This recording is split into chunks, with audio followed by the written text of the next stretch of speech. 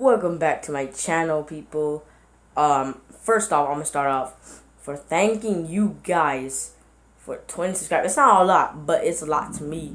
So I want to thank every last one of y'all. So TSI, I am sick, but getting sick is not the point here. In this video, we're gonna watch 10 things Disney wants you to forget, and his link, the official live facts, will be in the link. His link will be in the description down below. So make sure to check his channel out. This is my first time watching this dude, so yeah, here we go, everybody. So let's get started. Let's get started with the video. Welcome back to another video. Today we have top 10 things Disney wants you to forget about. It is easily one of the most recognizable brands on the face of the earth. Disney has a few dirty little secrets that it tries to keep away from its viewers. Here are 10 of those things that they want you to forget about. Number 10, The Song of the South. The Song of the South is a 1946 live-action and animated musical film produced by Walt Disney. The movie is about a plantation handyman and how he tries to entertain a lonely boy.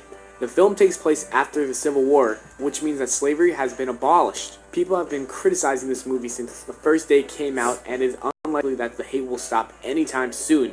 Disney pretends as if the movie doesn't even exist, because many people have called it extremely racist. The dialogue and the way black characters are portrayed made everyone very angry.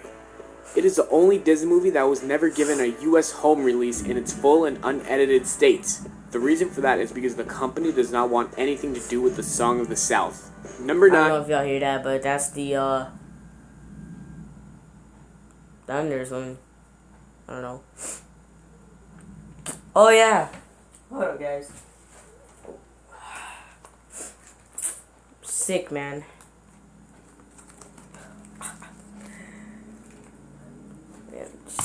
Let's just get to the video. Suing daycare centers. What many people don't know is that Walt Disney Company sued 3 daycare centers in 1989. They sued the daycare centers because they painted murals on their walls featuring famous Disney characters without asking Disney for permission to use their characters. The painting on the wall made the children very happy, but sadly it was taken away from them. The daycare centers had to eventually paint over the murals, and Disney justified what they did by saying that people need to view it from a business standpoint. If they allowed one business to use their characters for free, then many other businesses will try to use Disney's trademark characters. Why do you need, like, permission to freaking paint Mickey, man? I could draw Mickey on my wall right now. They can do nothing about that. But I'm not gonna do that. That's vandalizing my own home. But, why do we need permission for that? That's just... It's just a cartoon. For permission. After a while, Disney's theme park nemesis, Universal Studios, decided to give the daycare centers free use of few characters like Scooby-Doo and the Flintstones. Number 8, Parasites in Disney World. Make sure you think twice before you decide to go swimming in the waters around Discovery Island in Disney World. Although it is very unlikely, there is a chance that you might find a nasty parasite. Yo, I'm lucky I was never there. I can go to Disneyland, but I don't know. What the freak, man? The water. The Naegleria fowleri is a free-living microscopic ambia. The brain It is usually found in warm bodies of fresh water all over the world. The ambia enters through the nose, travels through the brain, and starts to slowly eat it away. The reason why everyone tries to avoid it is because it can cause a very dangerous infection called PAM, or also known as PAM. This infection doesn't happen often, and only one person died from it in Disney World. The Naegleria fowleri is what caused Disney to close their first water park, Disney's River Country, which used unchlorinated water. Oh, sick, dude. Number 7, Disney's animators go on strike. Almost everyone has watched at least one Disney movie throughout their childhood. The biggest reason why everyone loves Disney so much is because they grew up watching all of the films. Every kid's dream is to hopefully one day work at Disney World or create movies for the company. They probably don't know that working at Disney is not as fun as it looks. In 1941, 1,293 Disney animators went on strike because they were sick and tired of going to work 6 days a week for low wages and no screen credits in the finished films. They knew for a fact that they deserved much more money than the amount Disney was giving them. The strike lasted a total of 9 months. Finally, Disney himself decided to step in finally, Disney himself decided to step in and fix the problem. Something about Disney. I like Disney. I grew up watching Disney. Disney was a thing that I used to always watch. My mom got me into Mickey Mouse and stuff like that. But as I kept watching stuff like this, something about Disney, Walt Disney, is just creepy. I found him. I didn't find him hilarious, but I found like there's some of the shows and stuff like I found it hilarious and enjoyable. But now that I'm like learning about like these theories and stuff, it's getting kind of creepy. Like all the theories about some kind of Walt Disney ghost. And he negotiated with the animators. Number 6. There is not much people know about Walt Disney, except for the fact that he really loved his country and had strong political beliefs. Disney's most shocking secret is that he was an FBI informant. He developed a strong friendship with John Hoover, who used to be director of the FBI. They wanted to team up so they could find Soviet sympathizers working in show business. Disney was an owner of a very successful company, and he was afraid that communist influence would cause his workers to organize a union that would lead to a higher pay. The number of people Disney had thrown under the bus is unknown. All of his FBI documents pertaining to his work as an informant are classified, so there is no way we will ever find out how many people he threw under the bus. Number 5. Disney's World War II propaganda. During World War II, Walt Disney organized the production of hundreds of pro-American propaganda and military training films from 1942 to 1945, where they would create and promote these propaganda films for the U.S. government. Disney's production benefited the U.S. government because it promoted an effort to increase support for the war. The U.S. requested for Walt Disney to create a number of anti-German and anti-Japanese films for both the soldiers and the U.S. public. They wanted to portray these territories and their leaders as controlling monsters without any morals. Majority of the films were not seen by the general public. Instead, they were training films intended for active military personnel. One of the more famous of Disney's propaganda films featured famous Disney cartoon characters dealing with the stresses and complications of war. In the film, the Fuhrer's face, also known as Donald Duck, had a frightening nightmare where he had to deal with the absurd Nazi food rations and endure a hard day's work in an artillery factory. Also in another famous film, Commando Duck, Donald goes all out and destroys a Japanese military base all by himself. Number 4, Code A113. The code A113 is virtually in every Pixar movie from Finding Nemo to Up to Toy Story and many more. Viewers have also seen the code in Disney films like The Brave Little Toaster and The Princess and the Frog, and they also seen the code in animated television shows such as The Simpsons and American Dad. What is this conspiracy all about? Well, A113 is an inside joke that I get it. I know it's a room that Disney first started in, I think. The classroom number at California Institute of Arts. It was a classroom for the first year graphics design and character animation, where many of the animators at Pixar and Disney and several other studios studied and mastered their skills. The use of A113 in their films is a friendly nod to one another that they once shared a classroom without which they would never be doing what they're doing now. It's very common to see this number across multiple different animation films, but it's honestly just a fun thing that all these animators are doing together to appreciate the school.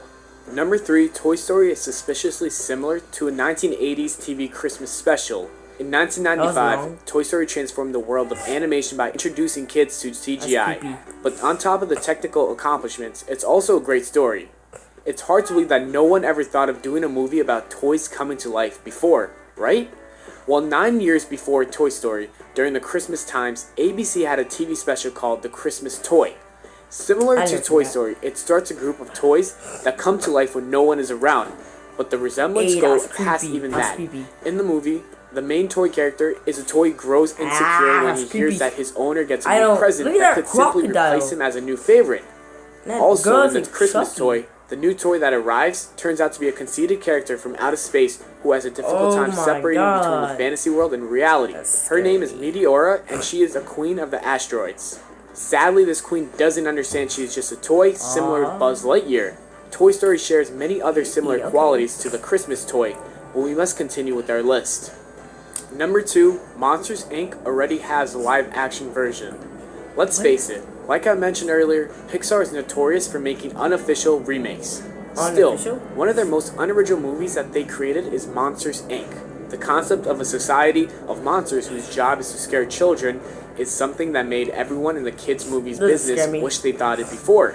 Nothing like this had been done in animation, but there was a live action film that was based around this exact concept. Try to imagine what Monsters Inc. would be like if it was an 80s live action movie, and you can get a fairly accurate idea of What? 1989's Little Monsters. In it, a kid played by Fred Savage meets a friendly monster named Maurice, who's basically a human version of Sully from Monsters Inc.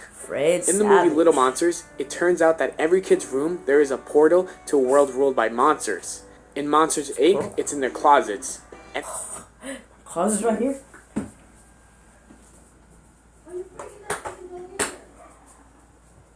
Well, look, it's a portal. You know what? Oh, no portal. That's a waste of time.